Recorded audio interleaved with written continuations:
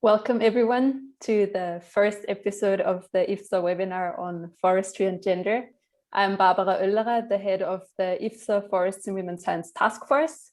At the same time, I also coordinate the organization of the Forest and Women's Science Conference on behalf of the Austrian Federal Research Center for Forests, together with IUFRO Forstfrauen, which is the Austrian Women in Forestry Association, and IFSA's organizing partners, and supported by the Austrian Ministry for Agriculture, Regions and Tourism.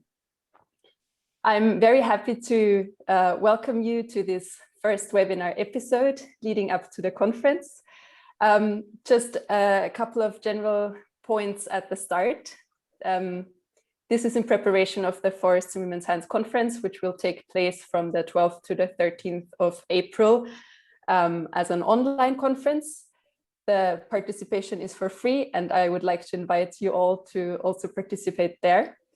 IFSA is part of the organizing committee as the forestry sector faces great challenges connected to gender disparity. And it is necessary for everyone to become involved in the discussion, especially for youth. That's what we feel as IFSA. It's an important topic also for the organization as we aim for inclusivity within the network. As IFSA, we have planned several activities, both for the originally planned in-person conference and now also for the online conference. One of them is this webinar series. Why do we have this webinar series? It's to prepare for the conference, to draw attention to the topic of the conference, and also to go beyond what is discussed there, to give a bit more space to all the topics connected to gender in forestry and to offer this additional learning opportunity. There's the first episode today and the second episode next week on Wednesday, the 7th of April.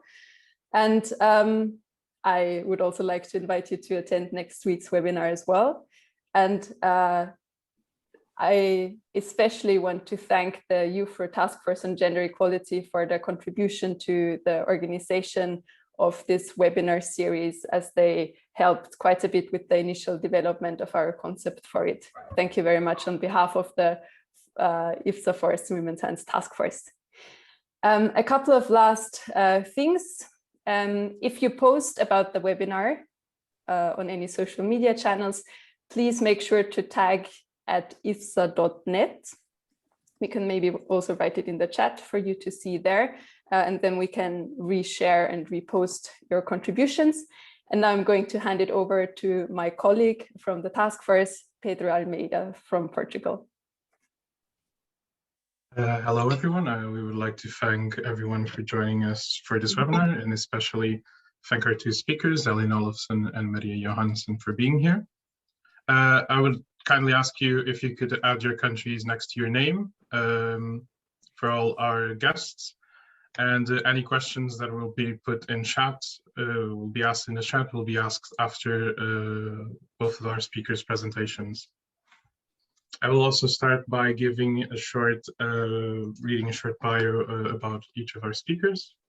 And I will begin with Elin Olufsen. Elin Olufsen graduated in forestry from the Swedish University of Agricultural Sciences and has worked in business development at various positions at SCA, the Swedish cellulose company, since then. She is one of the three founders of the forestry sector's #Metoo movement and #Sluta and a co-founder of NYKS, the network for working women and non-binary in the forestry industry, where she's currently vice chair. She is also a member of the board of the Swedish Association of Professional Scientists, which is the largest union for academically educated foresters. And now our second speaker, Maria Johansson. Maria Johansson is a researcher and lecturer at the Swedish University of Agricultural Sciences, focusing on work organizations, gender and power. Her background is in gender studies and behavioral sciences, and her PhD thesis explores what happens when the male-dominated work organizations of Swedish forestry pursue gender equality or claim to do so. We can now start with our speakers' presentations, and I will now lead it on to Ellen. Thank you so much, Pedro. and Barbara. It's really nice to be here, and I can say thank you from both me and Maria. It's nice to have a new scene to talk about these issues, and we really look forward to the discussion later. I'm going to talk about half an hour, and then Maria is going to talk about half an hour. And my perspective is from being a woman in the forest sector in Sweden, what did I experience from the Metoo movement in 2017 until now, when we have founded NYKS, and NYKS is actually it's a very stable organization. And Maria is going to take it from there with a more structural perspective from the researcher's point of view. So I'm going to try and share my screen. So please let me know when you can see it. Yes, we can see it. Good. So I'm going to talk about some conclusions from the Metoo movement in the forest sector, and the testimonies and experiences from #Slutaverkat. I'm going to talk a lot more about #Slutaverkat in a moment, because you non-Swedes might not have heard of it. In Sweden it was a pretty big thing, but outside Sweden, I guess no one has ever heard about it. Something about where we are heading as a sector in Sweden, and then your thoughts and questions after Maria's talk.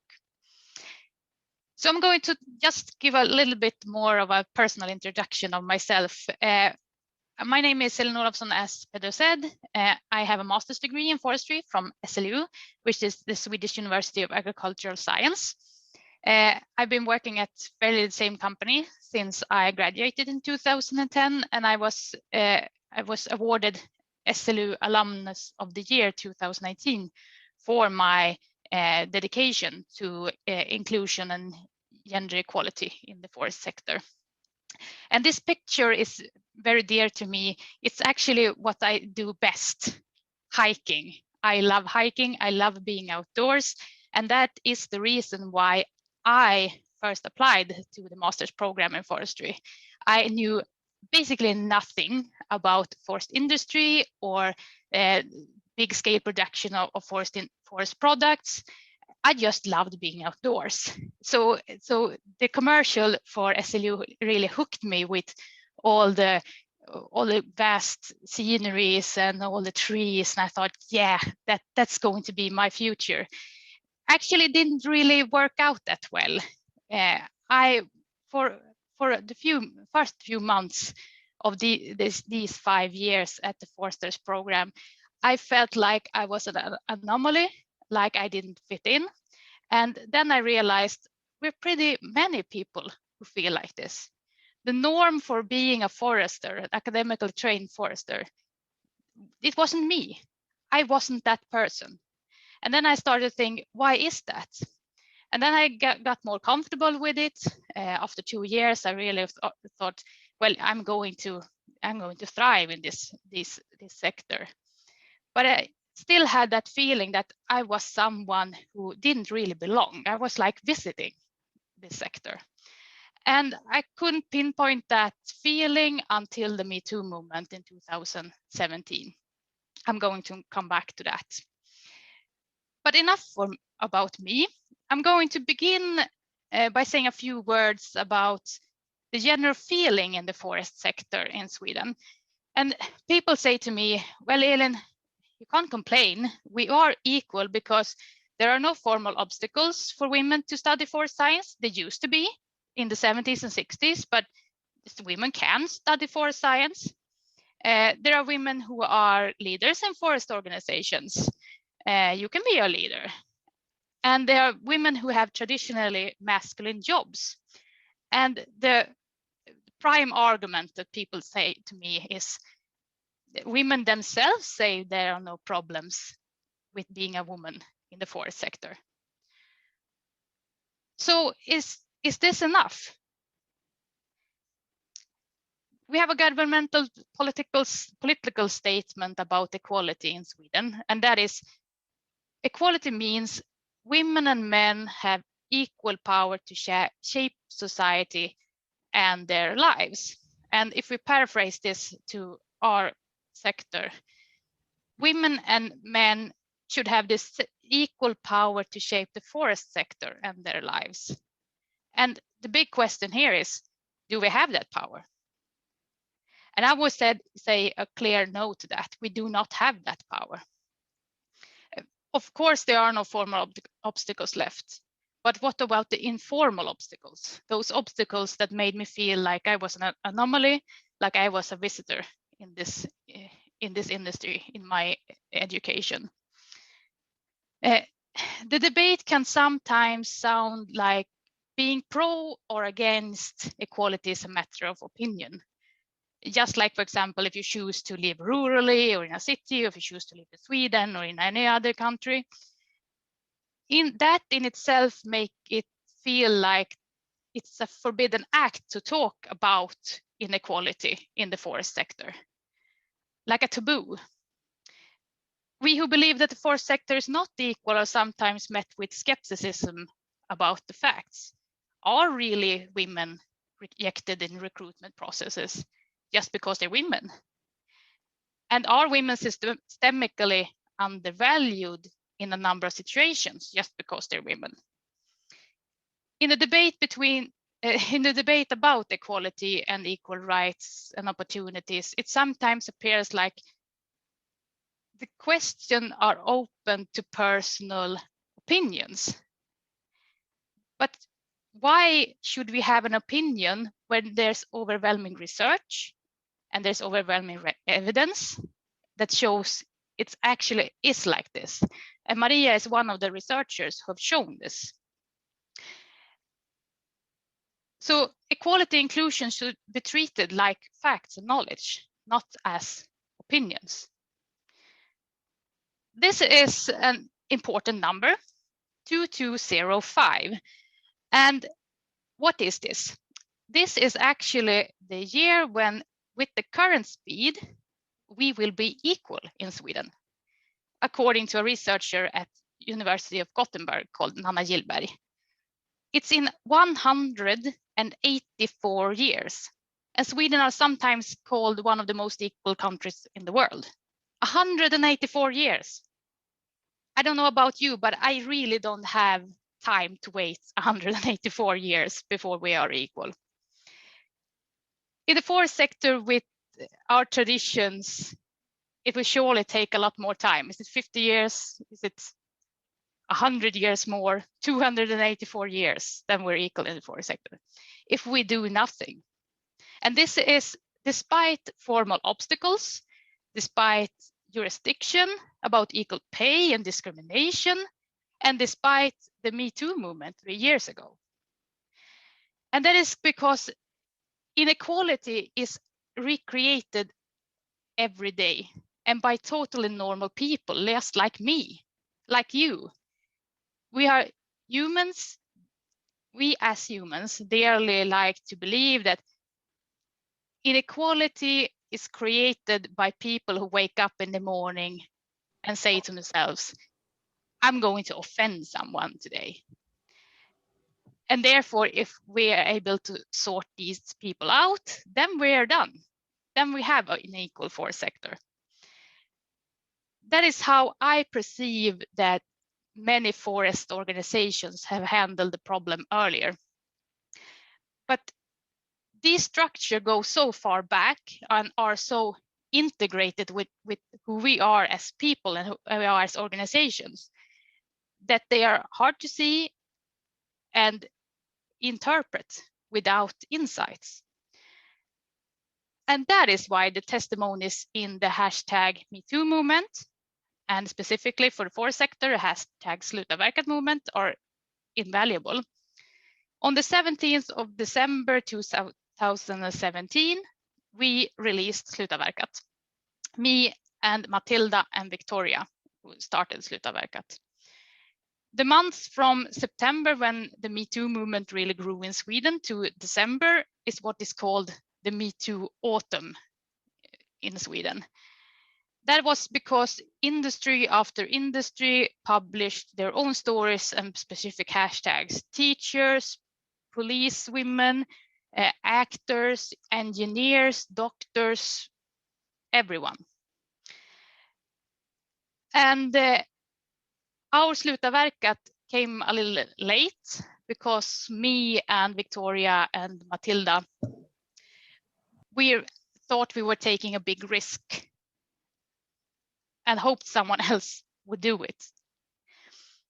But then December came and no appeal had come from the forest sector. And then we felt like we should act. This window is about to close. We have to act. Like all hashtags, Slutaverkat is a wordplay. Slutaverkat is the forest term for final felling. But slut also means the end. So it's like the end of felling, and all Metoo appeals in Sweden have had some kind of wordplay. So we posted Slutaverkat on Instagram, and we opened an anonymous Google Forms where people could submit their stories. And we got stories and testimonies from now and then, from high up and far out in organizations. Totally, we ended up with 164 testimonies before we considered that the statement was made and those who have the formal power should take over and act. And then it went completely silent. And this silence is one of my deepest insights in how it is to be breaking norms and how it is to try and start a conversation that is actually not wanted. The complete silence when no one takes over, no one takes the next step, just tries to shut it out. So we gave up hope that the appeal would have any concrete effects on our industry, and we got on with our lives. But we can pause there for a moment and consider what these stories and testimonies say about us. I haven't translated these, as you can see in this picture, but I will try to explain to you. It became painfully clear that the testimonies in Slutaverkat, that most of the harassment and the exclusion happens in the subtle, in the little daily events that you might not react to until later.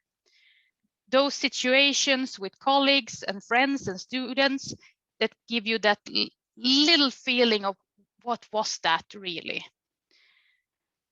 My most important insight from Slutaverkat is this. Almost every woman in the forest sector in Sweden is subjected, and that is from a very early stage. The stories make it painfully clear that this had had a great importance on women and their choices in the forest sector. But it's important to know that Slutaverkat is not about men and women. Most perpetrators are men in these stories and testimonies, yes, but neither Slutaverkat nor #Metoo is about specific individuals' guilt or a specific individual's exposure. It's about the right to power, to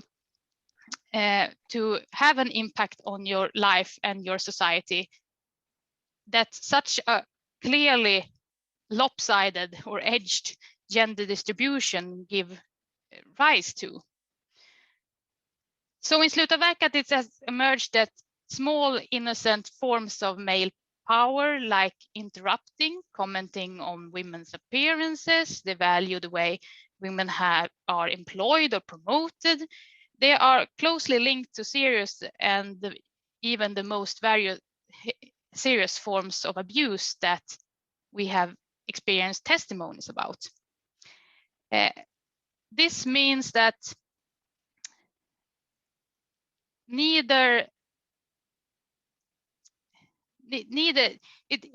it's not important if I have subjected someone else to it or if I have been subjected. Like, I have never exposed anyone or been exposed myself. These comments are just not needed. They are completely unnecessary in this context for all of us. It's about realizing that the power is so clearly directed towards one gender. And that is also the vulnerability to that subjection of the power. It is about inferiority or the diminution as the only possible explanations why perpetrators in our stories that we have in Slutaverkat take the liberty toward women in a way that it's odd or unthinkable toward men. And that women's words, knowledge, feelings does not count as much as men's in the forest sector. This is because there is some kind of collective acceptance that disregarding women it's natural in the forest industry. And that means that the environments, the surroundings approval of this image of the forester who can fit in the forest is perceived as like legitimizing behavior and contributing to more serious abuse. And this is, I tried to illustrate this by this tree. There's a theory about a triangle where on the top you have the most serious crimes towards women, like murder and rape. And at the bottom you have the acceptance from the large masses. And I have tried to interpret this in Slutaverkat terms. And at the bottom, at the root cause, we have this view that women somehow should be less competent than men in the forest sector, which in itself enables the routine everyday offenses like jokes and puns and commenting on women's appearances and performances, how women are being employed or how women are being promoted, which in turn enables the verbal and physical harassments that we also have testimonies about. And on the very top, we have exclusion, marginalization, discontinued careers, cancelled educations, women who have been chosen to quit or been coached to quit. And if we work with the base, if we take it down to the root cause of this tree, then we can act against the exclusion and marginalization. We have to start with the base, the root, and question ourselves, why is that? Why are women being seen as less competent than men? I think the root cause is the male norm, and it supplies men with power that women in the forest industry does not have at this moment. This means that as a man is, so is the ideal for being in the forest, being a forester. And it's against that ideal that the rest of us are measured. If you are a man, then you fulfill that ideal. If you're not a man, then you are measured against that ideal. And the male norm becomes clear in contrast to the female, that then becomes a kind of deviant. Because no matter how hard I try, I cannot become a man. And I do not wish to. And I do not wish to just in order to fit in. After my 5 years of university education, I do not wish to be a man to fit in. And when something happens to a woman, these all structures are centered. Some of you who listen to this might have your own experiences, but I can talk out of my experience. Suddenly you just become the stereotype, the label, all the guilt, prejudices about women's competence, they are all centered. And inequality is actually perpetrated by something that is known as gender-based expectation structures. And this is something I guess Maria will talk more about, but actions that create inequality are often unconscious. And both men and women are involved in these actions because we have an expectation to either be treated a certain way or treat someone else a certain way. And it's at that moment when we stop and think, was this really okay? Is this really something that we want to act on? Or is this me, or is this a structure? Like, for example, when you read the testimonies in Slutaverkat, that is when we could really reach insight and start to question the norms of being a forester. I usually tend to think about it as an invisible hand that is inside the back of my head. And this invisible hand, it's the norms that shape my thoughts and my decision paths. Legislators have realized that this hand rules our lives. So we need, when we are left to ourselves, we do stupid things, such as organizing work and the recruitment, because we are not aware of how our thoughts and actions are shaped by these expectation structures. So we need legislation to act on some of the worst cases that the hand can make on people, individuals and groups. But there are things that legislation does not have access to. And one of our goals with Slutaverkat was to give you and those in power and those who are decision makers an opportunity to reflect on the values that shape your thoughts and your actions. For my part, it's a constant reflection on what equality does to people, and thus a continued, say, inspiration to seek the root causes of inequality in the forest sector. And back to the story of Slutaverkat then. In the spring and winter of 2018, it's 3 years ago now, we who started Slutaverkat were quite done. We were real tired of not receiving a reply, of that silence, of the weak response from our industry. And we thought, well, we tried anyway, we did our best.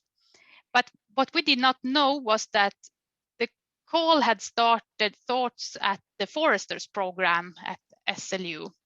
And all of a sudden, during the graduation course of the MSc in Forestry program, the women started talking to each other about their experiences from 5 years of studying, summer jobs, internships, and they became aware that they did not want anyone else to have put up with what they have experienced.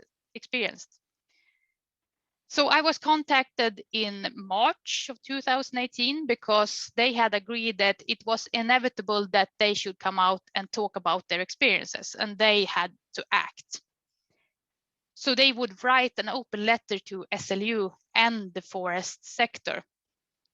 And one thing followed another. The hashtag Slutaverkat received a lot more attention again. And all of a sudden, me and 3 of the students who wrote the letter were invited to the Minister of Rural Affairs at the Ministry of Trade and Industry in Stockholm.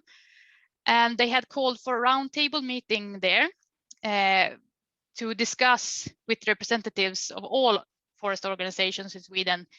And in turn, demanded that those organizations should report what they had done to act on inequality in the forest sector, and what they intended to do in the near future. So I spoke on behalf of all those courageous women that had sent in stories and testimonies in the appeal, and the students spoke for their letter.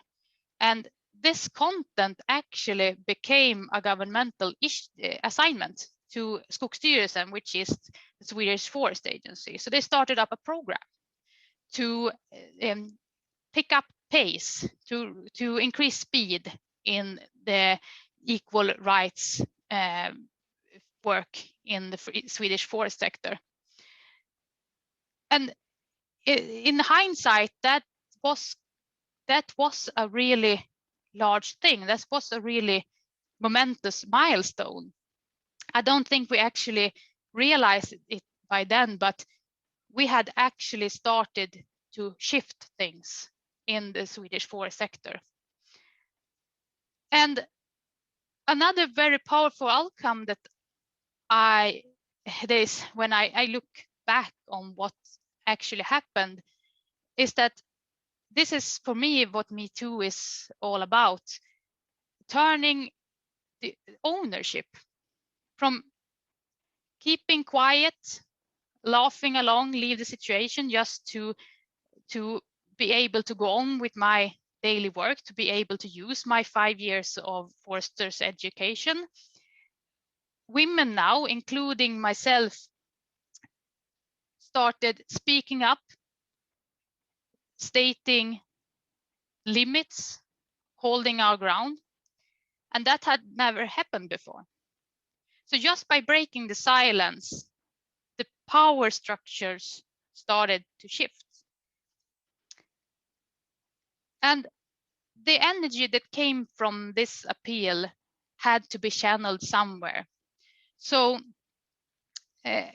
we had to organize ourselves. So we were a group of people who thought we cannot just let this go. We have opened that window with Slutaverkat. It is clear it's going to be open for a little while at least with the governmental assignment, but we have to do something else. We have to harvest this energy. So then we started NYKS. NYKS is, like Pedro said in the beginning, a network for working women and non-binary in the forest industry, where I am vice chairwoman. And NYKS is a grassroots movement for women and non-binaries' influence and power in the forest industry. I usually have this bit of, I don't know if it's historically correct, but I have somewhere I read that Napoleon have said or written that a revolution is built on masses. So we believe that the way forward is that when the formal power, the leaders, the ministers, interact with us as the grassroots movement.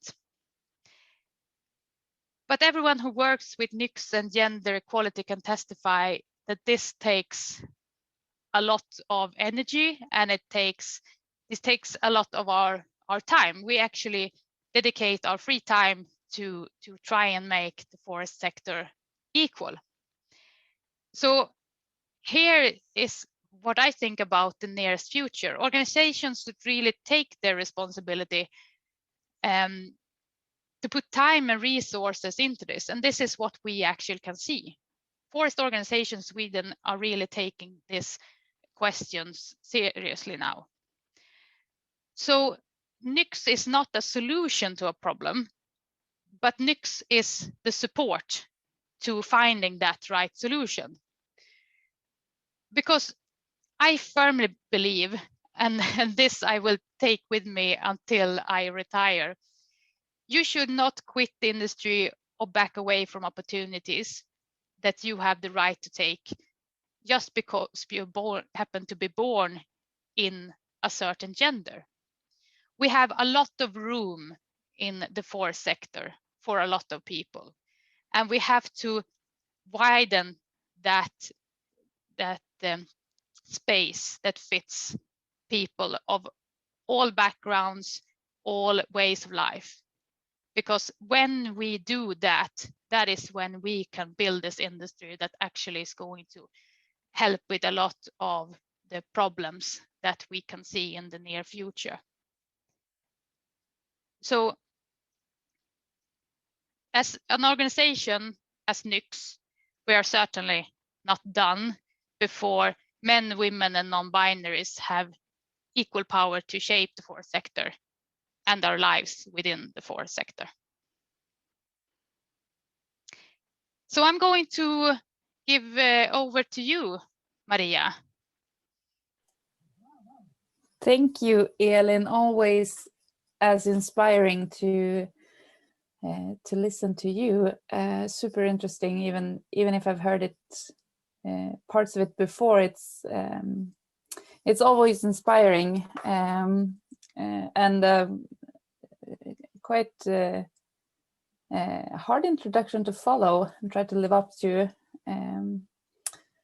Try and be equally interesting.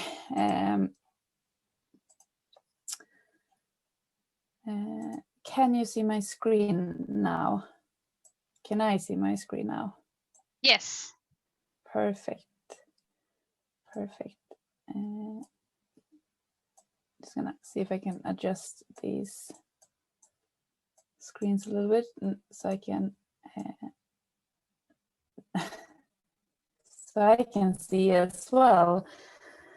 Perfect. Thank you. As Pedro introduced me, my name is Maria Johansson. I am a researcher and a lecturer at Sweden's University of Agricultural Sciences. I have no background in forestry, but is a social scientist in the field of human work science. More specifically, my interest and my background is in gender studies, and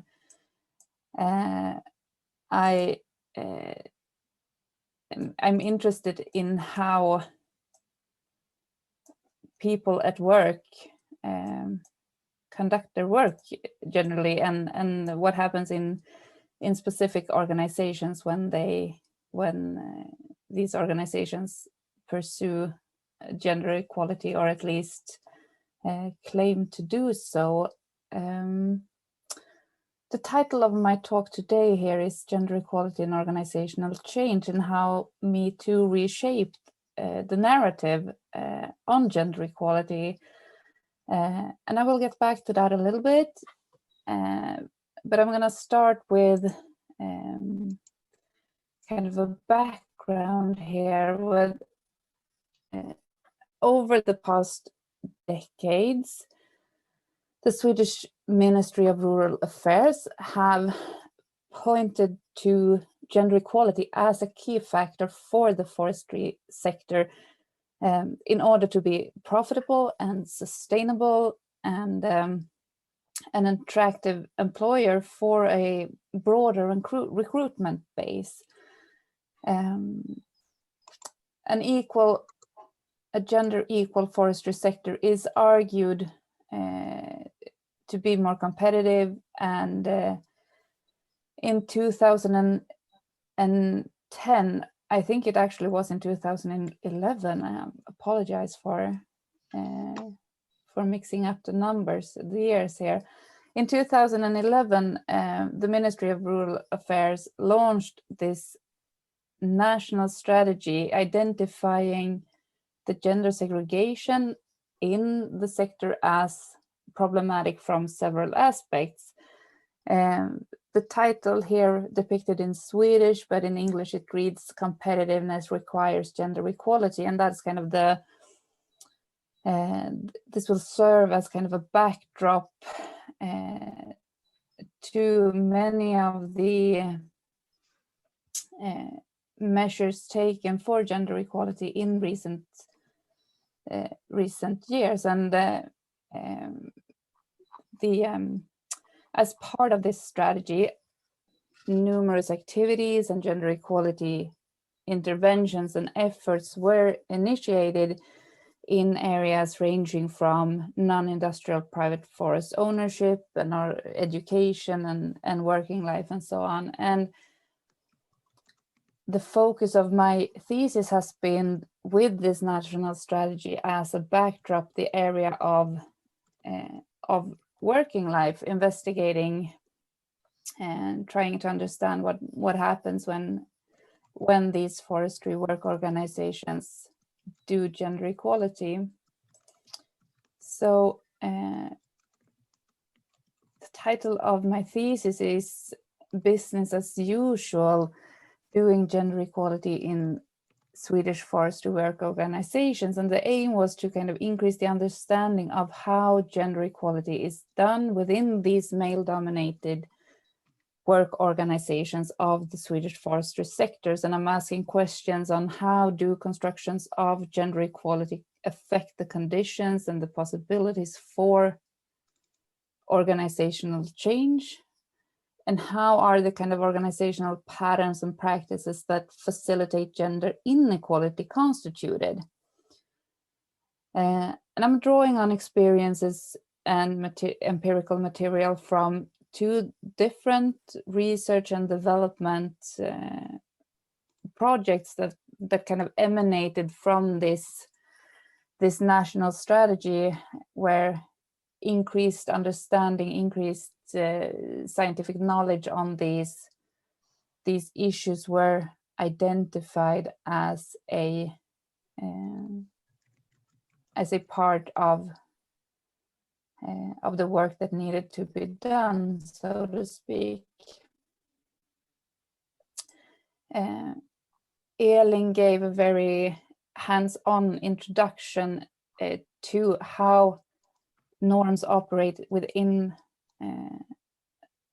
forestry, and I'm gonna relate to that a little bit by when presenting my theoretical framework that I've built my thesis on. And it's kind of rooted in a perspective of reality as socially constructed, and the theoretical frame of reference is rooted in feminist organizational research and the Doing Gender framework, which is something I'm sure many of you are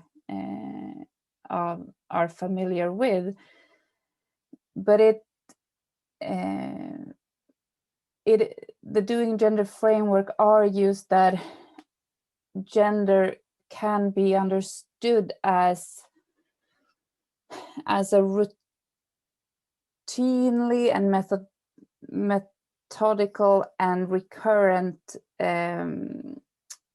practices in kind of ongoing social interactions that are in accordance with normative views surrounding kind of the gender binary that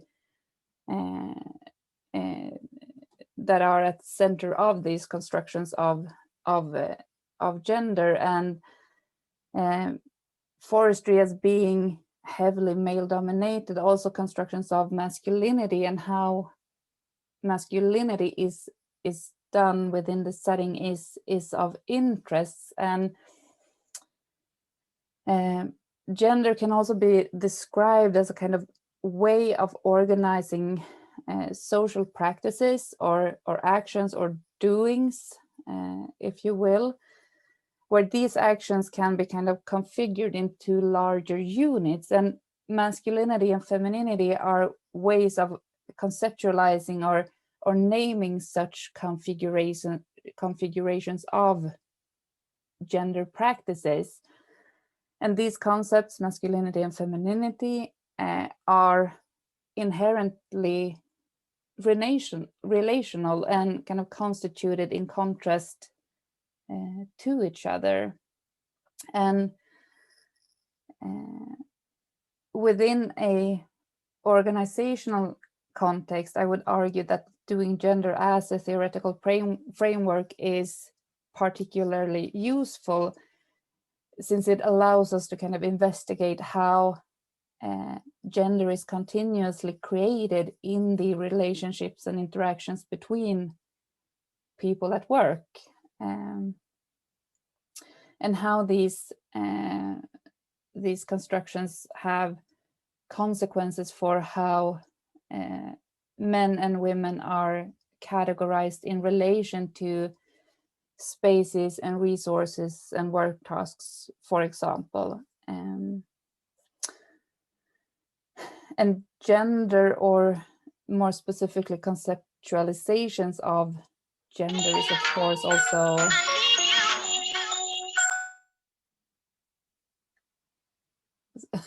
sorry, that kind of threw me off a bit. Conceptualizations of gender are very much a kind of highly present aspect of doing work and doing work organizations, which previous research also has shown. The other part of my theoretical framework is the conceptualization of work organizations as inequality regimes. And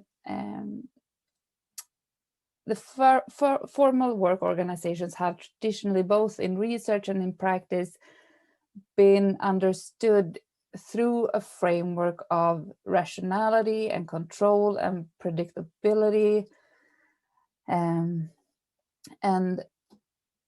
deploying a feminist perspective on organizational research is in some ways a rejection of this traditional understanding of organizations as logical and rational and meritocratic, and instead recognizing that organizations are political arenas where, for instance, gendered practices occur. And talking about work organizations as inequality regimes, you of course need to mention Joan Acker, American sociologist who coined the term, and she defines the inequality regimes as loosely interrelated practices and processes and actions and meanings that result in and maintain gendered, class, and racial inequalities within particular organizations. And feminist organizational researchers has repeatedly shown how organizations are far from gender neutral, but instead areas where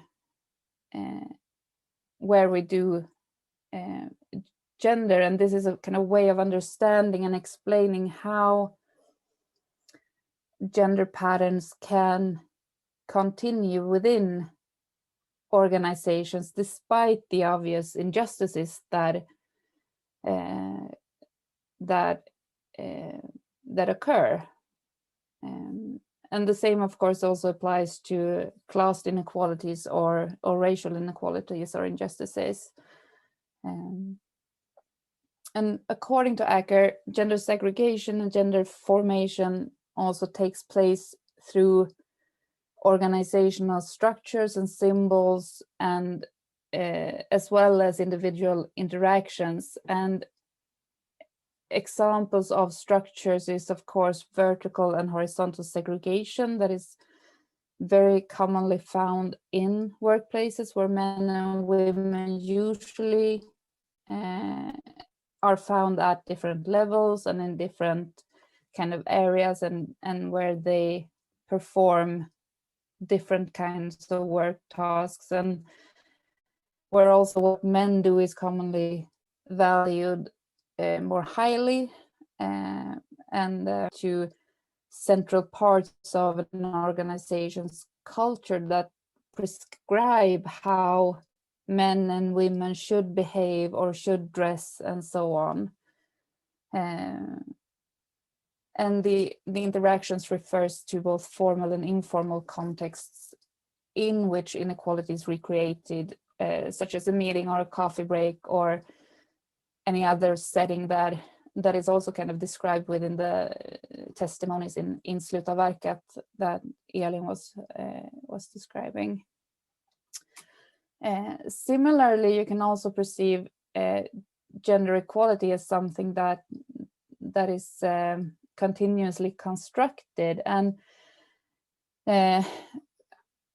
my perspective on gender equality is something that can be a concept that can be filled with different meanings or different understandings and definitions dependent on the context at hand. And that also includes a variation of actions or implementations and also outcomes in terms of what is labeled gender equality.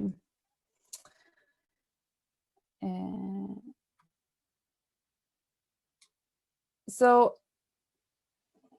just briefly regarding my main findings when analyzing forestry organizations and the way in which they do gender equality, I would argue that it highlights how doing gender equality evokes notions of both gender and the organization. Women are also in gender equality efforts constructed as the other, as either as someone who is in lack of forestry skills or competences and therefore are in need of more help, or as someone that can kind of contribute something that is not presently found within the forestry sector, such as social competence or emotional competence, which is often used as arguments on why the industry needs to kind of address the male dominance and the uneven numbers. We need more women because we need someone with social and emotional competence in our work setting. It will contribute to a nicer atmosphere is kind of the general arguments, which also kind of implies that this is not something that is found within forestry organizations and not something that is found among men. So it's kind of also feeding into this very dichotomical gender binary that is that we can see.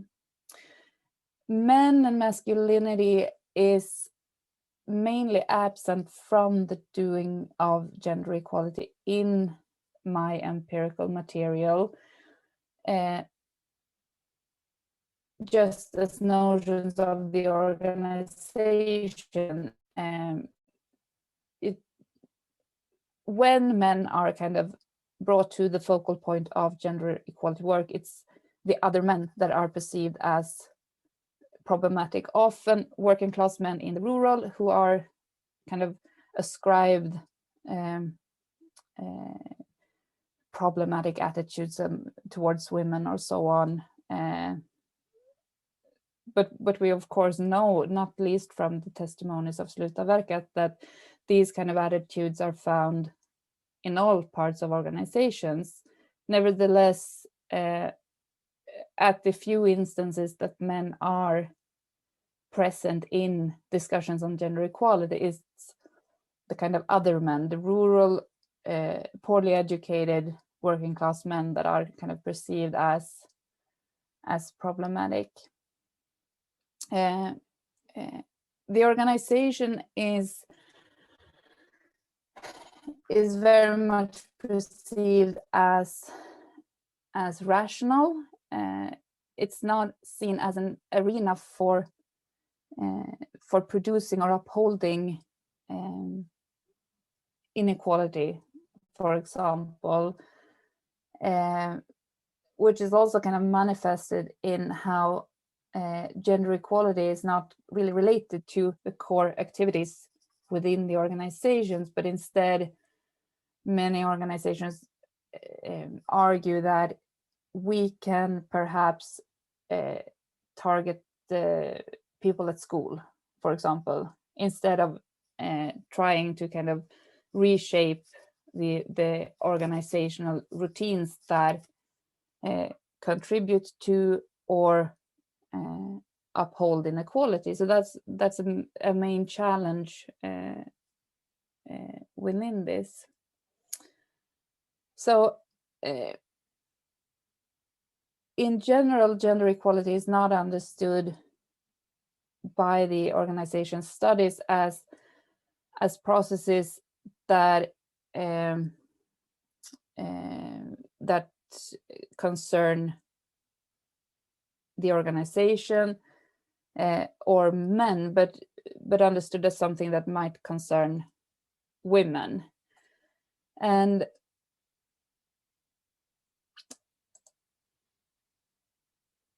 instead, it's a very consensual idea of gender equality as something that is beneficial for everyone. That is kind of the approach to gender equality that is put forward. And gender relations, power differences, and so on is very much absent from the narrative of gender equality. You might say that it's the overarching kind of depoliticized and degender, in a sense that gender relations are lacking from the construction of gender equality, but instead it's this business case framing of gender equality that is at the center for most forestry organizations. However, what is extremely interesting and that this way of framing gender equality is very much disrupted by the testimonies of Sluta Verkat. Within Sluta Verkat, the political dimension of gender equality is highlighted through these stories of men's behaviors in organizations that come at the expense of women's right to workplaces free from condescending comments or harassment or sexual violence. And this is quite challenging for forestry organizations to handle. It's a lot easier to address gender equality in these consensual business case framing where gender equality is seen as something that is beneficial for all, instead of also including the nuances and aspects of gender equality where you have victims and perpetrators, for example. It's a bit more uncomfortable. So in light of that, the value of consolidating the issue on the forestry agenda through, for example, the national strategy that very much stated that gender equality is a matter of competitiveness. The value of that should really not be underestimated. However, the business case framing of gender equality kind of tends to reproduce a gender binary and a kind of complementary understanding of gender. For example, we need more women here because women contribute with something that men can't contribute with. It also kind of tends to conceal dominant relations and structures of power where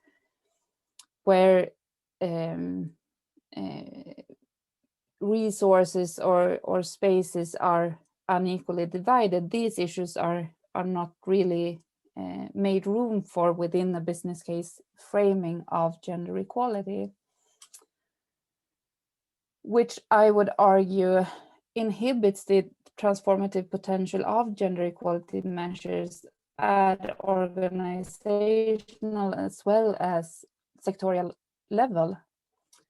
And this, most importantly, this business case framing of gender equality lacks capacity to deal with aspects of inequality brought forward by Sluta Verkat. It's difficult for organizations to know how to address, for example, sexual harassment. What Sluta Verkat showed was that adding body politics, which is a concept within gender research that I'm going to explain a bit further, by adding this understanding to gender equality within forest-related organizations, you can kind of nuance the idea of what gender equality is and what gender equality should contribute to the organization. The relationships and interactions between men and women are kind of materialized through the lived body, which links the organizational workplace to the concept of body politics. And the various forms of sexual harassments included in the testimonies can be understood as controlling gestures that diminish women's sense of power within the sector. And as such, they also function to remind women that they are only women in an organization in which men's sexuality and organizational power are kind of linked together. And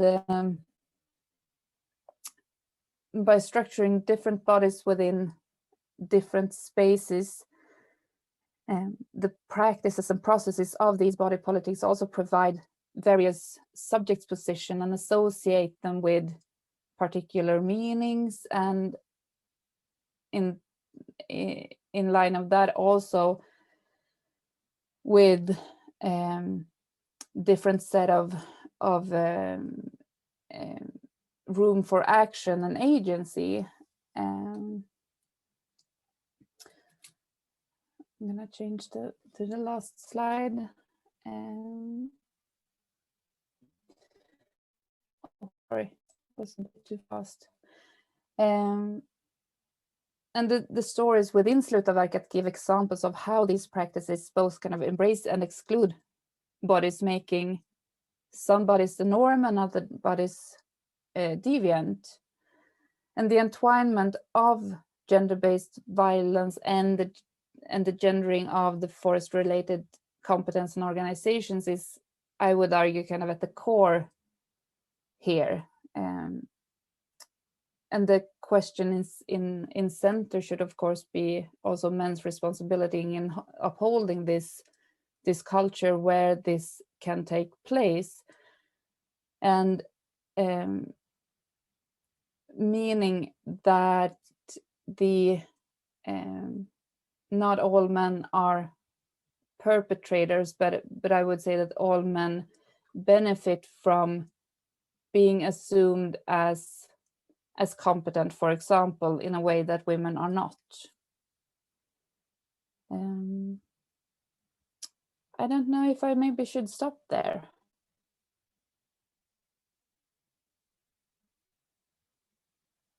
I've been talking for about 30 minutes.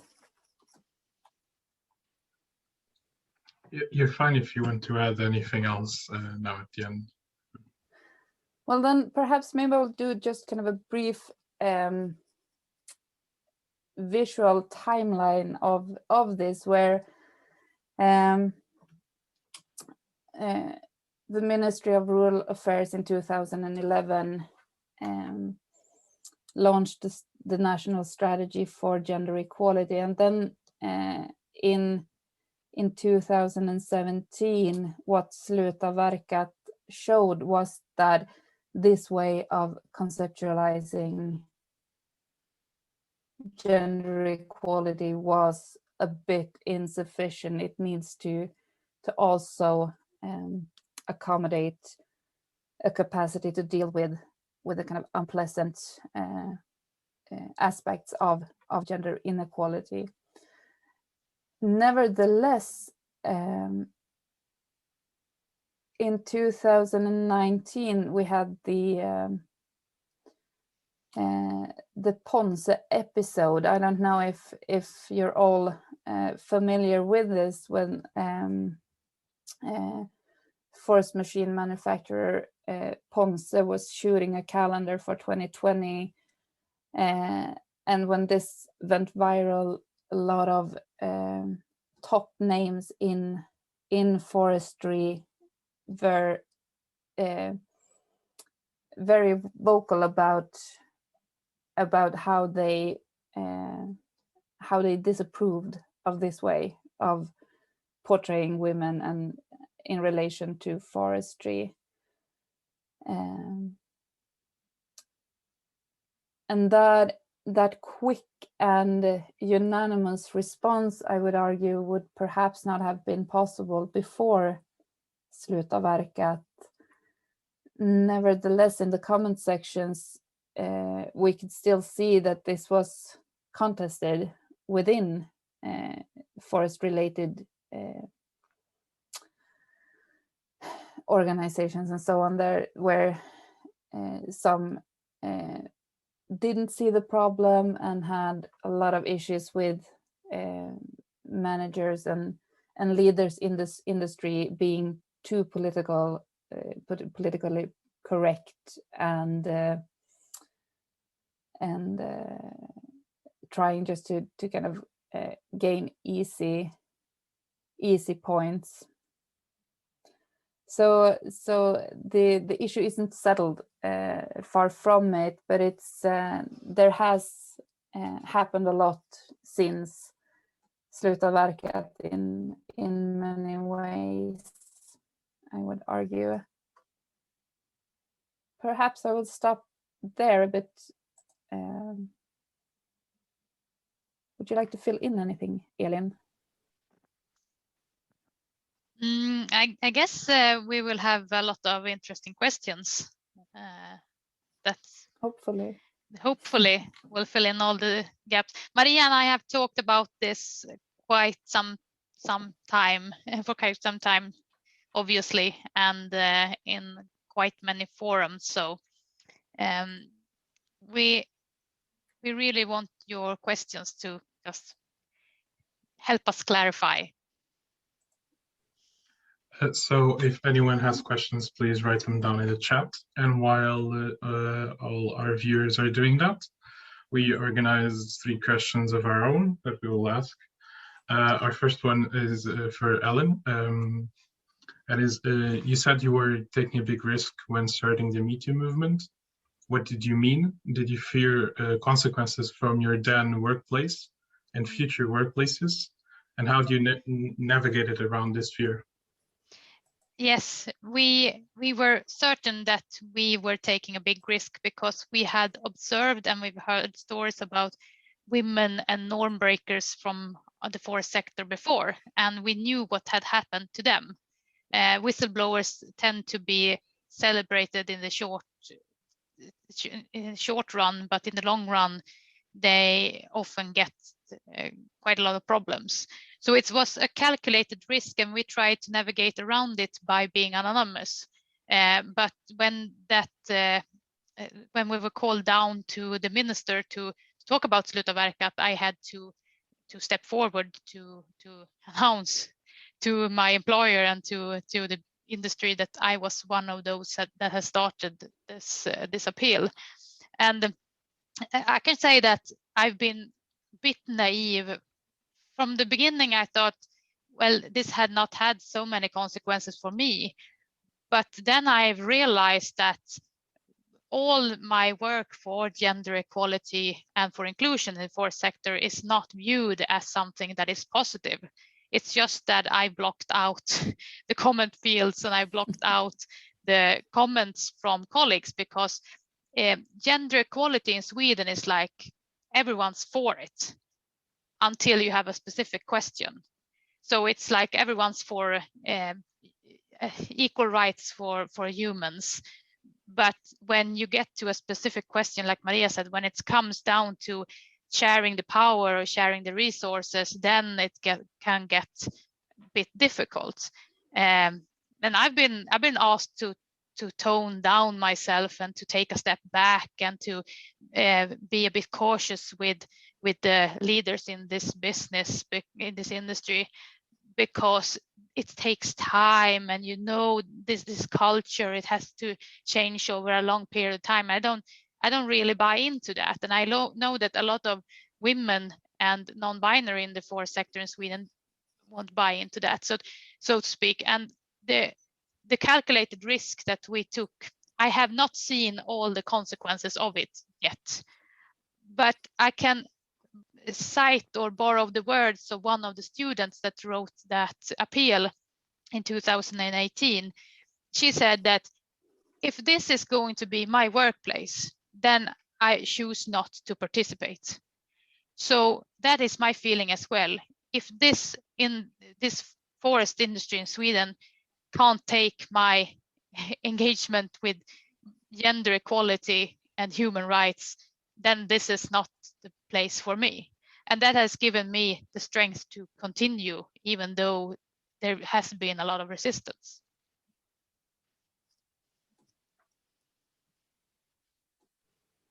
Thank you so much for your answer. We now have a question for Maria, which is the Metoo movement has led to a number of reactions in Sweden. Why do you think this movement is unique to Swedish forestry, to the Swedish forestry sector, and it didn't spread through other countries? What was specific? I mean, we had a Metoo fall all over the earth. It was very much a global movement, but what was specific to Sweden was these context-specific appeals, where I think the people within the acting industry, film and TV and theater, they were first, and then a lot of forest sector specific appeals followed, and that has been important, I would argue, to many industries in kind of settling into the understanding that this occurs here as well. I think a lot of industries would say that, of course, it's super troublesome with sexual harassment, but that is not something that happens here. Maybe it happens at a pub or at some other workplaces, but not at us, not at our workplace. And I think it's been important for a lot of industries to kind of realize that this is a societal problem that we can find in all parts of society. I don't know if I answered your question, but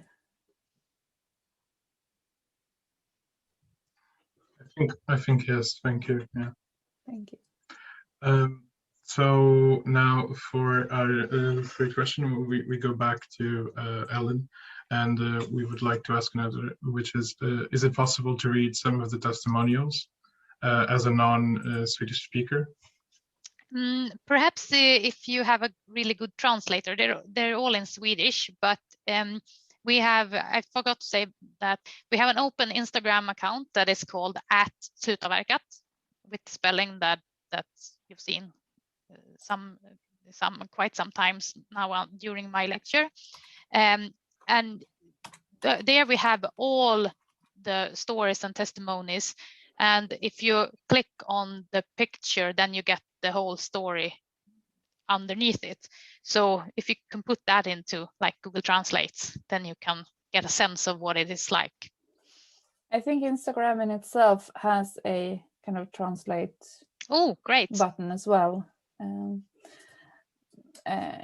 Some of the testimonies are in short version in an article that me and my colleagues wrote about Slutaverkat. I can see if I can find it and share the link in the chat if anyone would like to read it. So it kind of gives an overview on the topics covered by the testimonies. See if I can find it. Yes, it would be great. Thank you. And for a fourth question now to both of you is what role does youth play regarding the challenges connected to gender? What roles we have played? Understand the question? What roles could the youth play? Youth play. Oh, thank you. Sorry, Pedro. Youth. Firstly, at least the forest sector in Sweden tends to think that inequality and lack of inclusion is something that will grow away with the retiring generations. So if we just get people born in the 90s and in 2000s, and so we will be equal by younger people having more visions and have another moral compass. And I would like to challenge that and say that no, that is not correct. And there's actually research at Swedish University of Agricultural Sciences that have shown that at the foresters education, even though people are aware of these structures, teachers are aware of these structures, lecturers are aware of these structures, students are aware of these structures, student representatives are aware of these structures, it tends to become silent anyway. So what we need to do is firstly realize that it's not going to wither away just because younger people have another moral compass. We also need to work with the structures that create the work environments and the study environments for younger people. And that is when you come to a new working place and you're like 20 or 25 years old, you tend to adapt to the surroundings, because just like I wanted to fit in when I started at SLU, you want to fit in at your new workplace. So without really realizing it, you adapt to the norms and standards that is the culture in your work environment. So we have to teach young people to be aware that it can become a situation where you do not act according to your core values. You act to something that is more like wanting to belong to this group, wanting to conform to these norms and standards. And that is why we need to work with the norms to create a situation where younger people, youths, can act out and be themselves, where they do not have to become the stereotype of being a forester. So young people can, firstly, I say this as a tip to everyone, do some research, listen to people with other experiences, read something on the topic of gender or racial inequality, and become aware that what I perceive as reality can be someone else's, can be radically different for someone else. So we need to build up the courage to combat the norms and standards. And for that we need, I think, in younger people today, at least those younger people that I am connected to, have a more natural way of standing their ground and living their values. And we need to use that with the knowledge of how this structure works and how the norms works in the forest sector, to be able to transform ourselves. Otherwise, we've just recreated the same patterns that have been here for 100 years. So we need to use all of you who have this fresh view on what it's like to live a life and what it's like to be a human being and what inclusion actually means, and take that and really make an arena for it so you can use it when you come to your first workplace. You have anything to add, Maria? No, I think you gave a very comprehensive answer to this, and I would say that, of course, young people and students are extremely important in this, but we can't kind of place the responsibility for change on for example, young students. They have a lot of just trying to get through education, trying to get their first job. I think you need to put more responsibility on the ones already established within the sector, but I think the next generation is extremely important, having different experiences, different perspectives, and hopefully a forest industry that knows to appreciate this. Thank you both for your answers. Now we're going to start with our viewers' questions that they're putting in the Zoom chat. And our first one is, as you said earlier, this question is for Ellen. And as you said earlier, there's women in different forest organizations at different management levels. And a lot of those women don't have to admit the pattern of gender inequality in the industry because the system have worked for them, or they want to keep their jobs. Even a lot of those women have experienced different situations of gender equality. Even though a lot of those women have experienced different situations of gender inequality, sometimes even without realizing it.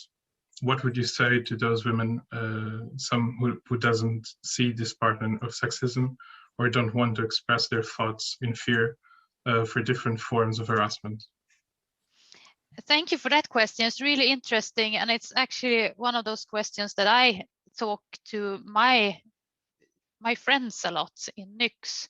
I was born in 1985, which makes me 35 years old, and something me and my closest friends, we have tried to find good role models in women who are leaders in the forest sector. And we have all, now I'm talking to me and my friends, all of us have experiences approaching women who are 20 or 25 years senior of us and try to express our gratitude that they are where they are and their competencies. And we've all gotten a solid no. It's not that it's a hand in your face, but it's more like, do not make a role model of me. If you want to become what I am, you have to be tough, you have to move forward, and you have to rely on yourself.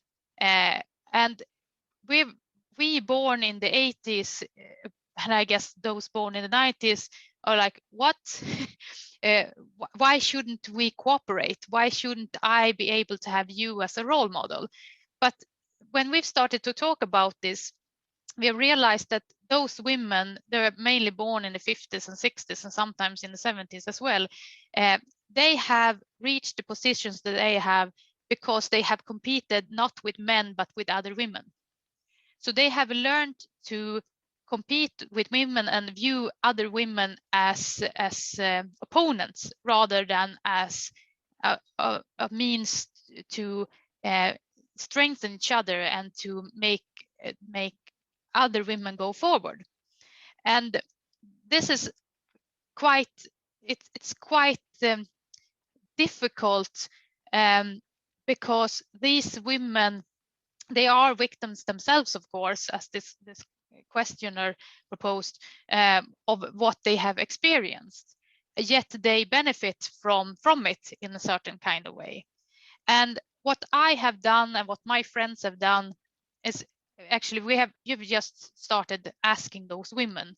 We have just viewed that if we want to build a network, if we want to help each other going forward, then we have to start with ourselves, and we have to treat fellow women and non-binary with respect and help. And foremost, we have to help those who are younger than us. We have to make sure that they can always come to us and ask for help and ask for role models and ask for experiences, because we've just realized that those women who did not want to compete on those grounds, they are not left in the forest sector. And this is not, I can guess, Maria, you can fill in this. This is not unique to the forest sector. It's a pattern that is recreated in all sectors and all over the world. We have to sometimes think like this: if we're going to give those women a chance to help out, like in the NYKS movement, we have to give them firstly the opportunity to view themselves as, well, it was good what they have done, and they can also achieve more if they now connect to the network and if now connect to each other. And also with a bit of kindness, that those were the rules when they grew up, so to speak. Those were the rules when they tried to make their way through the sector. And I just tend to think of them as really good norm breakers. And then we have to also be aware that they can be carriers of the norm themselves. And I just wish to add one more thing, and that is, I once heard a woman telling me, woman in the forest sector, woman leader in the forest sector, and when I asked her, what have you done to achieve what you have achieved? And she said, you have to be more knowledgeable and stronger and work longer hours than the men, and then you can show them. And at that point, I was like 22, 23 years old. I thought, yeah, I'm going to do that. But now in hindsight, I've reflected on that, and one of the things I can really promise you all, I'm never ever going to tell a woman working in the forest sector to be tougher or stronger than the males, because then we're not working with the structures, then we're just working with the phenomena. I mean, I have to be able to be who I am, no matter if I have a strong day or a weak day or what it is. I have to be accepted on my own terms. I don't have to be tough or strong or act like the men. I have to be accepted for who I am, because if we think that it is about beating the men to the positions, then we're all wrong. Then we're just recreating the same toxic patterns that we believe that the men are creating now in the forest sector. You wish to add something, Maria? No, and as you said, this is a very well mapped out phenomena, both in forestry and in other contexts. The phenomena that you either assimilate, is that the word? Or you adapt to the gender order and play by the rules in order to be able to act on this arena. And the concept of being one of the boys is very well established in research as well. And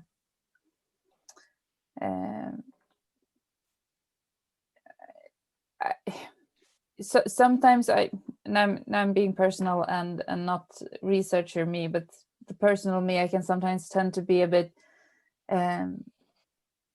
disappointed when you kind of expect other women to be supportive, and you expect them to see and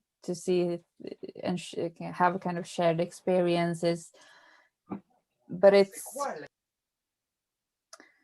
think you also have to be humble about everyone does what they need to do in order to survive in a context that has very strong gender norms. And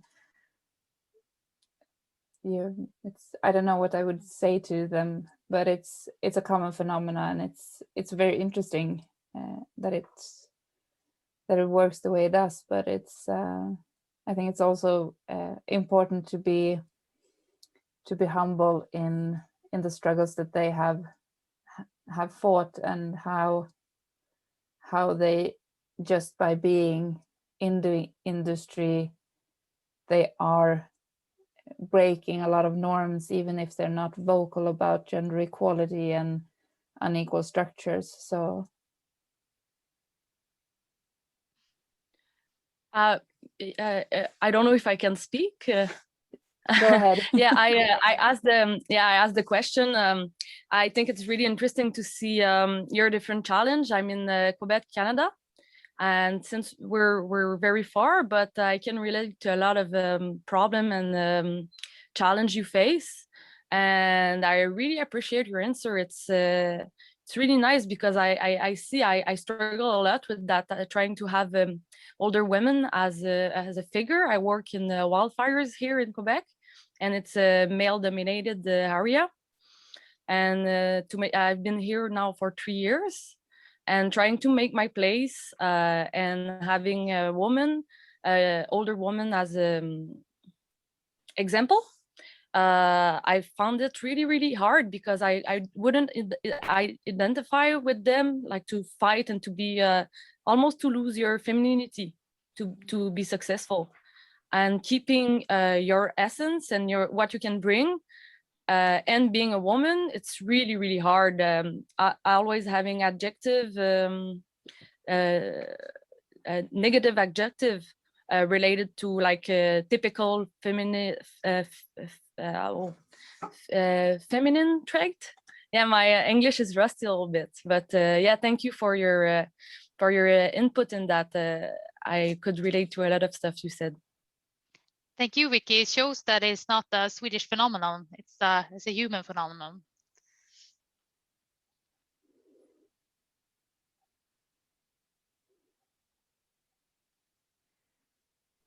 Sorry, I was speaking muted. So now moving on to another questions from our viewers that they've put in the chat. This question is for both. And what are your predictions versus expectations for the future of the forest sector in gender and inclusion? Do you want me to go first, Maria? It doesn't matter. Go ahead if you want to. Because as a member of the board of NYKS, I do think about this question every day, and when we're meeting members. And actually, we have a membership meeting this evening, so I'm a bit prepared for this. Our expectations is that in the short run, we will see a few winnings, like Maria showed that picture of that horrendous calendar with the Finnish forest machine manufacturer and the really lightly dressed women. We will see a few of those, and we will see the sectors, the leaders really taking a stand and being, like Maria said, vocal about it. But I think we have to come down to the essence of it to really make a difference, to be able to share that vision that I have, that nowhere should a woman be told to be strong and be tough and be like the males to fit in the forest sector. And then we have to work with our own insight, our own knowledge within the organizations. And I can take an example from my organization that was clearly badly hit with Slutaverkat, was actually named as one of the organizations that are most unequal, and have from the beginning it took it quite like it was a kind of they tried to make sure it was not the truth, and they tried to struggle a bit with that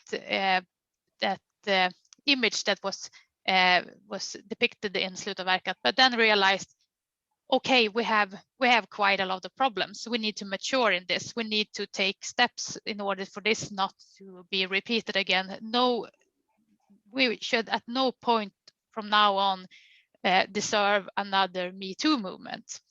and have started to working with everyone employed at the company where I work, go a mandatory education in I don't know the English word for it, but it's about integrating equality in the everyday working process. It's called jämställdhetsinkludering. You perhaps know the word in English, Maria. Gender mainstreaming. Gender mainstreaming, thank you. Just in order to set the first stone, to set the first foundation for trying to realize what your colleagues are telling you and trying to make every one of us react to the patterns and the norms that we view, and also making it legit to act up when you see something that is unequal, and again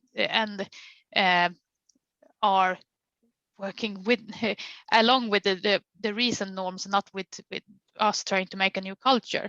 So I see quite a lot of those examples in the industry, but it's still that question of we'd rather have a governmental agency taking care of the problem and saying how it should be than realizing it's about us. It's about changing our power structures. It's about allowing other types of people to fit in. It's about widening the space for people to be themselves when they come to work, not to be a stereotype of themselves. So the work is mainly driven on two levels. One of those are the obvious, the conversation about equality and inequality in the forest sector, and the other is in the subtle, in the everyday little incidents and the everyday statements and small things like recruitment and trying to set role models and so within forest organizations.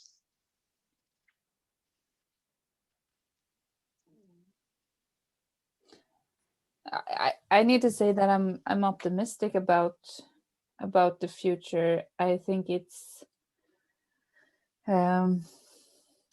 the forestry sector is facing a lot of big challenges, both when it comes to gender equality but also in regards to climate issues and so on. And the key in all of this challenges is the ability to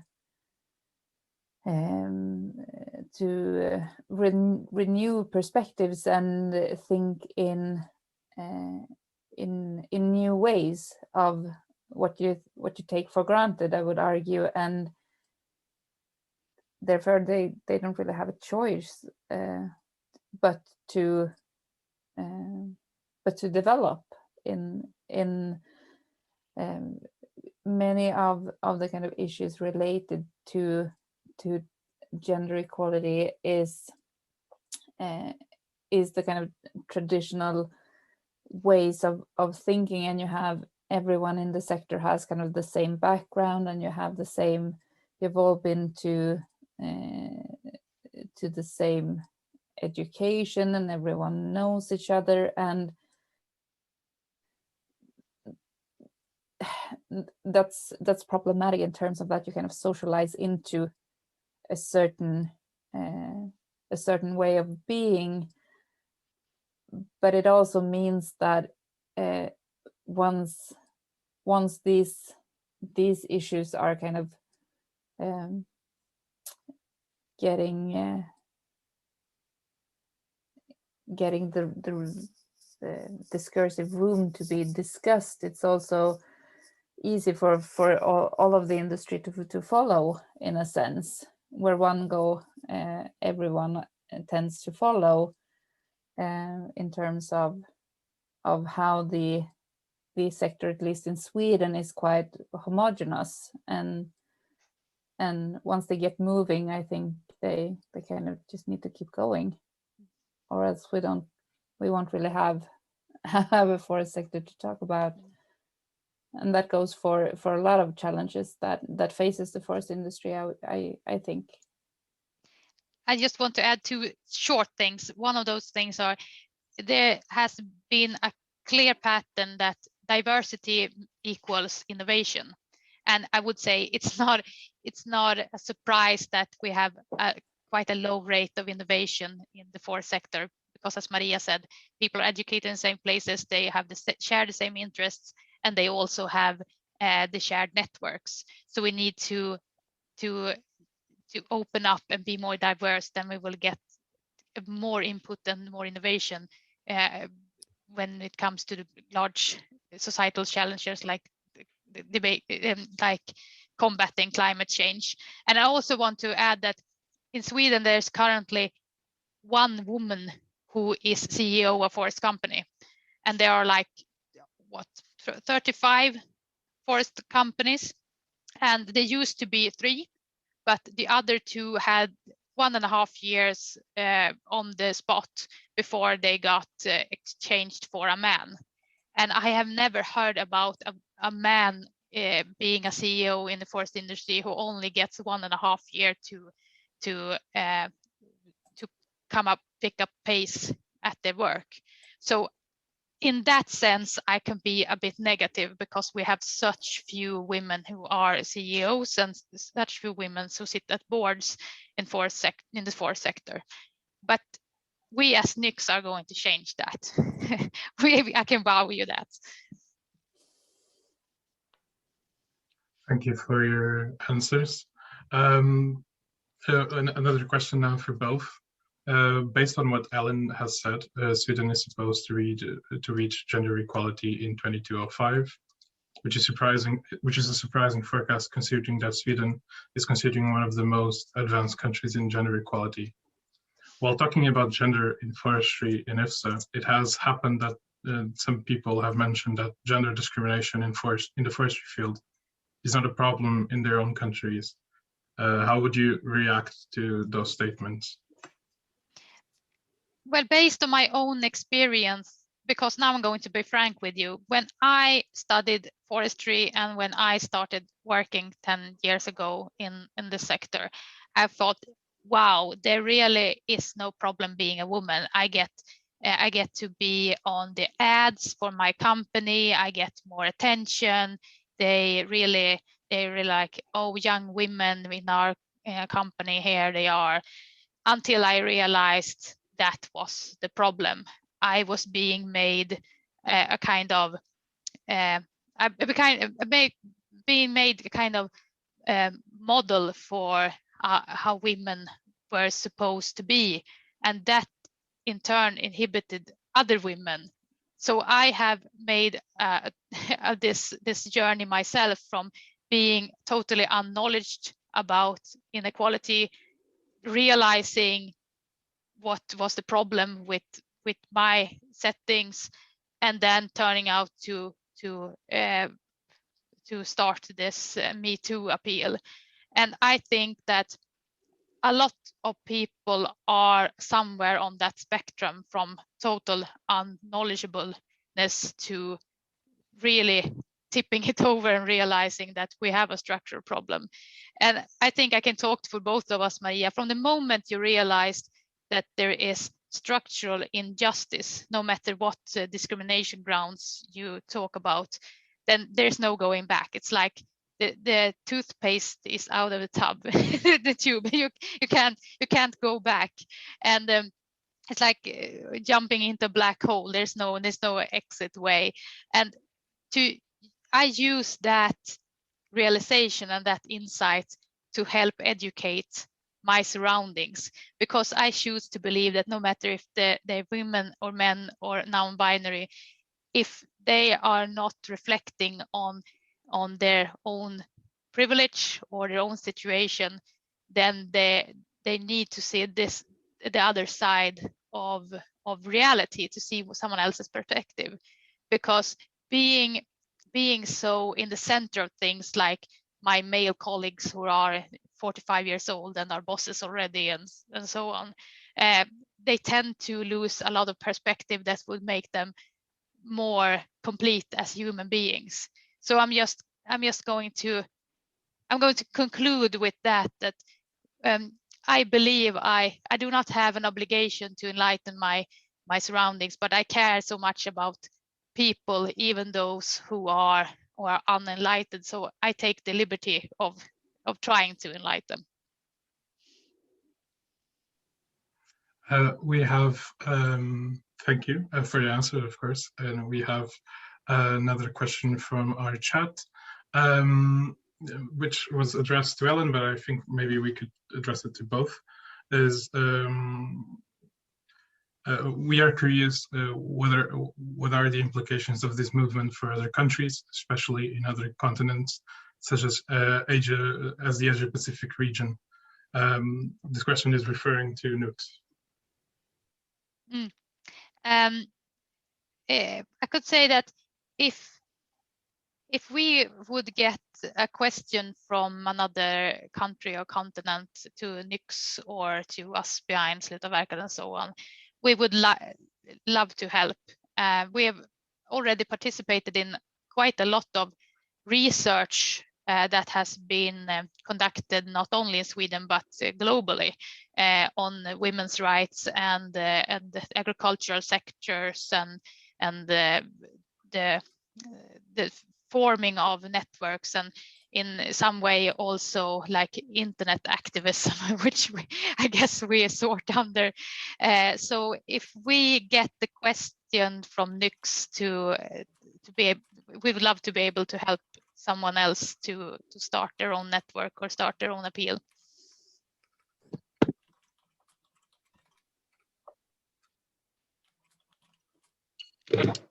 Thank you for our answer. We have another question in the chat. I'll read that, and then Vicky, you can ask yours live after that if you want. So the other question we have is for Ellen as well. You said earlier that we need legislation to take a hand in these issues. Just to share, the Philippines is actually the strongest performer from a policy standpoint in Southeast Asia. And yet there are still many gender issues with women's engagement in resource management. Is it the same for Sweden? What are the calls from a policy standpoint of this movement?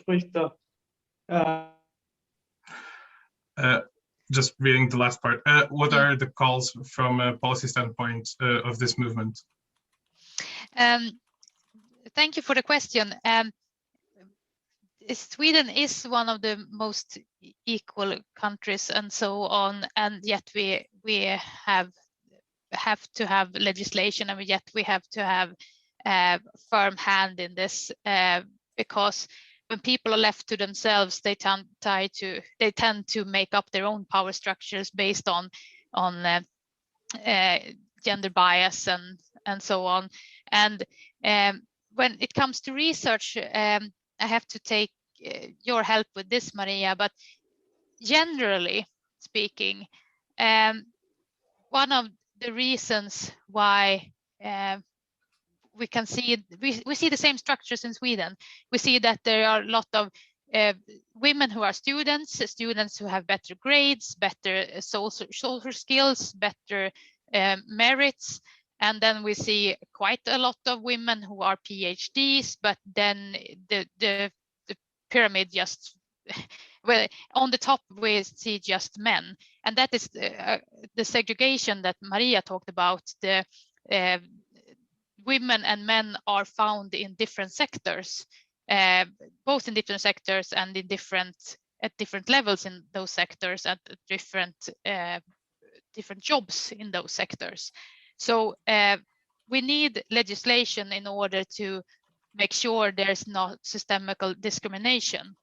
And then we also need to legitimize the thought that some groups are less are viewed as less or are less privileged than other groups. And those groups we need to help out, and we need to make sure that they get a voice and they get a space, because otherwise we will just generation after generation recreate the same pyramid with the same people on top and the same people in the bottom. Do you agree, Maria? Yes, I agree, and I think at the core of this is not only how we perceive men and women, but also how we perceive competence and merit and so on. And we all kind of tend to think that we have a very rational and logical view on competence and merit and so on, but we know that this is also gendered.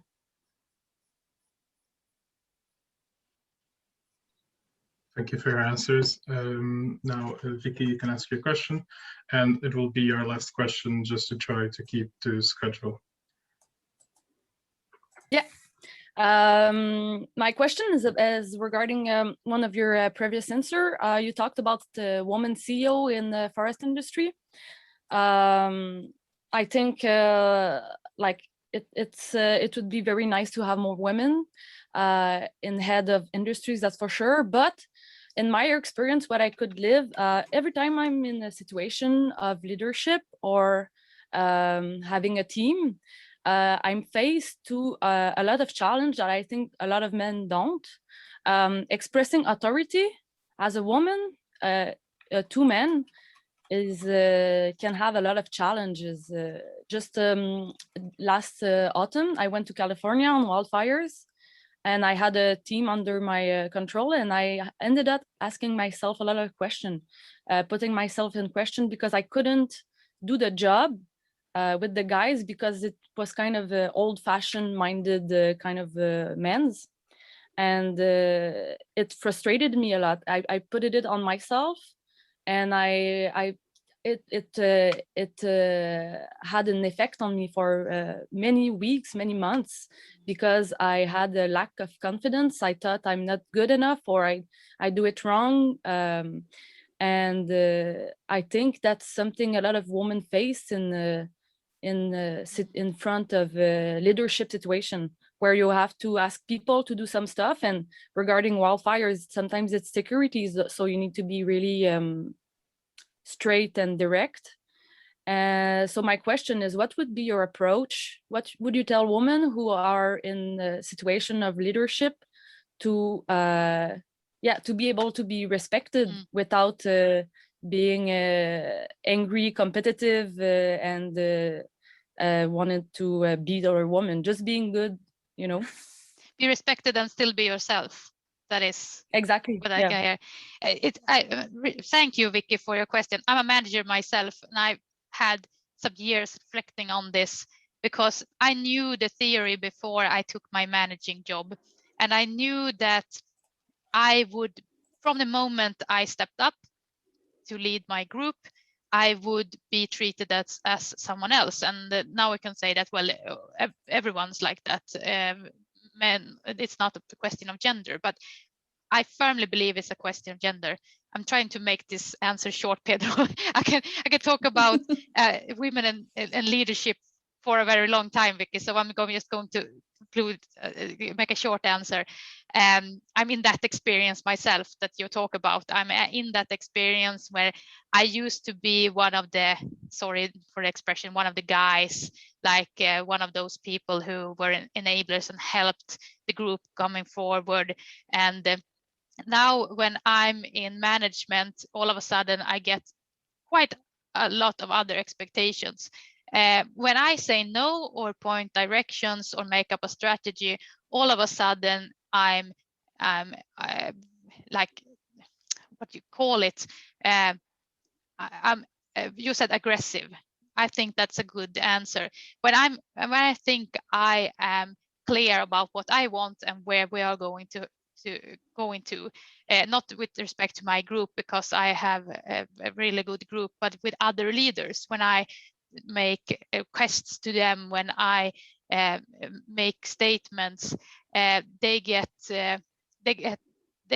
treat me like, where did that cooperative nice girl that we used to know, where did she go? Now you have demands on us, and we're going to make sure you feel that we liked you better when you were before. We liked you better when you were not competing with us. We liked you better when you were at a threat, when you just, your drive and your skills made it easier for us to succeed. All of a sudden you have demands on us, you expect things from us, you tell us when we do things wrong and so on.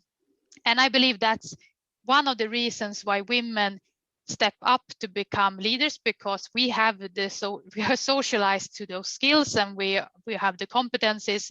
But when we're at that level, we feel, oh, this was not a good experience. This was not nice.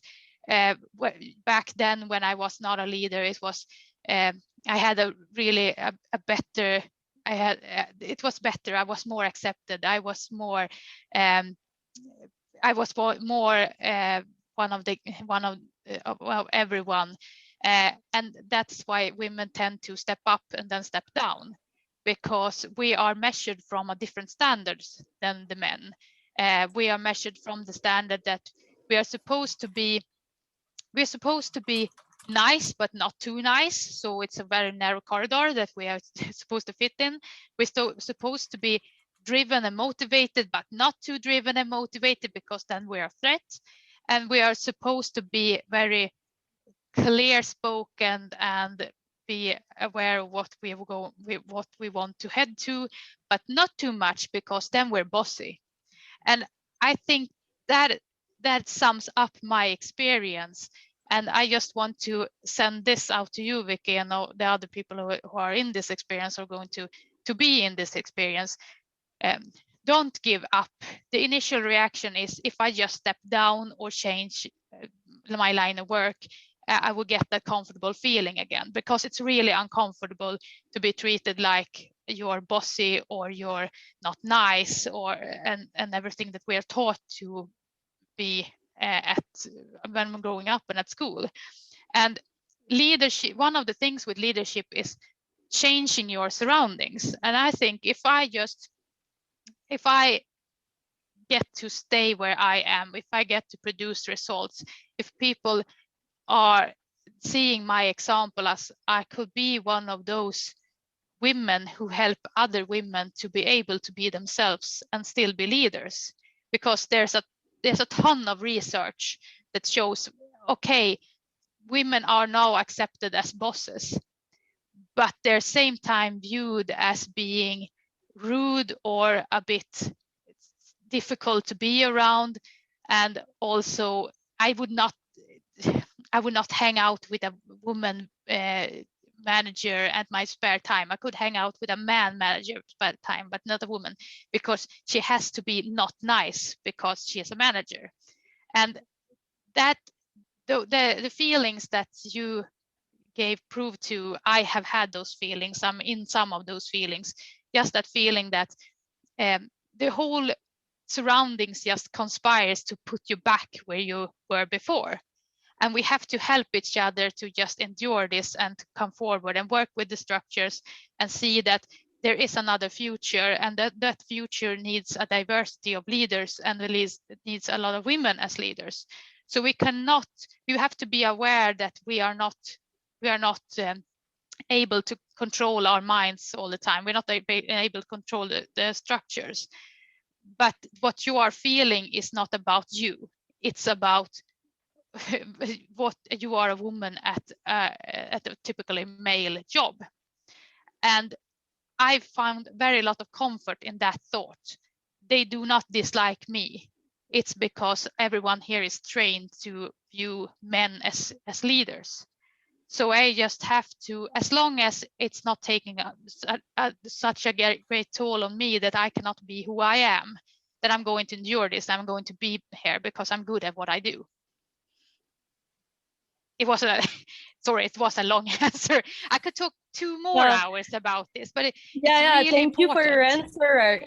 I really appreciate it. I relate like 100% on what you're saying right now. And honestly, I'm thinking of changing job right now, because it's so hard on the personal level, like to doubt yourself all the time and to think, am I good enough? Like when I was on the field, it was not a problem. I was super good, but now I'm too mean, or I'm too nice, or I'm too sensible, and I don't know how to deal with that. It's challenging. I'm sorry for smiling, but it's just you have a feeling now that's universal. You can talk to almost any woman who have become a boss or in management, and they will say the same thing. It's really comfortable to just step back. But the question is, what is your life's path? How can you be true to yourself? Is there a better management job that you could go to instead? Yeah, right now I'm going to government soon, because on the private sector it's too hard, and you're also pointed at, like, you're being judged by everyone, and this pressure, it's really hard. It's really intense, like being judged by so many people, because if you put yourself on the front line, or you affirm your ideas, or stand up for yourself, people are gonna try to put you down or diminish you a lot. And having the confidence to go through that and stay strong and confident in yourself is I don't know it. I don't know how to do that yet. Good luck. I'm with you in spirit. Thank you. Thanks. It was a very nice seminar. Really appreciate it. Thank you. Thank you, everyone, for your questions. Now, we asked both our speakers if they could share one article, paper, video, documentary, film, book, etc. with us that is particularly meaningful for them. And we would open up now the space if they want to share it now. You start, Maria. This is super difficult. And I think maybe with my answers now, I will reveal that I've had so little time for documentaries and pop culture the last years, finishing my thesis. But I would encourage everyone who has an interest in power, organizations, gender, class, race, to read Joan Acker. She's extremely brilliant and always useful. I always come back to Joan Acker, and I will also take the opportunity to say a few words about Canadian researcher Maureen Reid, who is a geographer.